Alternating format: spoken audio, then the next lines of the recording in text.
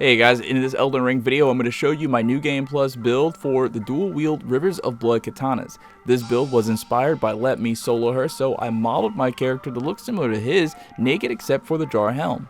The weapons for this build are, of course, the two +10 Rivers of Blood katanas, one of the most overpowered weapons in the game. This weapon comes with the unique skill called Corpse Piler, an ability that advances you forward with successive attacks of the sword, with the option for a second input for continued attacks. The Rivers of Blood katana has a natural blood loss buildup of 63 and scales off of strength, dex, and arcane. If you're on your first playthrough of Elden Ring and don't yet have this weapon, you can get it by defeating Akina, who is located at the first church of Marika in the mountaintops of giants seen here on my map. Other equipment I use for this build are, for my incantations, I use the Golden Order Seal. For my talisman, I use the Rotten Wing Sword Insignia for increased attack power with successive attacks, the Shard of Alexander for increased power on skills, the Lord of Blood's Exaltation for increased attack power when blood loss is in the vicinity, and the Fire Scorpion Charm for increased fire attack power. Optional talisman when clearing zones before boss fights are the Taker's Cameo, which restores HP for defeating enemies, and the Ancestral Spirit's Horn that restores FP for defeating enemies.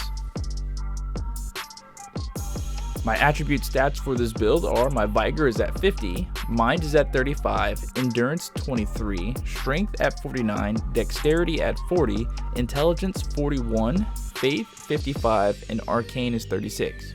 Now, I don't really like to tamper around with my stats too much because it costs Lawful Tears and those are not unlimited, but if I were to, I would probably lose 10 points to my Strength and add those same 10 points to my Arcane to bolster my blood loss build-up power.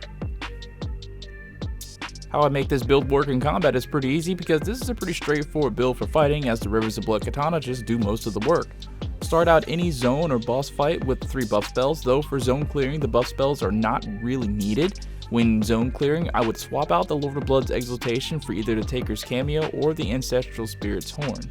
For targets that are far off and that I can target with a clear line of sight before I enter their activation radius, I use the Black Blade for an easy snipe. If I plan on doing this sort of thing a lot, I would use the Ancestral Spirit's Horn. For more powerful normal enemies like Scarlet Rotten Knights, I use the Giant's Flame Take D once for a knockback and then finish them off with the Rivers of Blood, Corpse Piler, or a jumping dual wield attack. For bosses, I usually let my Spirit Ashes tank, and then while the bosses focus on my Spirit Ashes, I use successive dual wield attacks on them to apply blood loss buildup, and then Corpse Piler them whenever an opening for a free attack pops up. Alright, and that's going to be it for this Elden Ring build video. If it was able to help you in any way, shape, or form, please don't leave without leaving a like. If you have any questions or suggestions about this build or anything else Elden Ring related, please drop them down in the comments and I'll try to answer you as quickly as possible. Thank you guys so much for watching and have a great rest of your day. Peace out.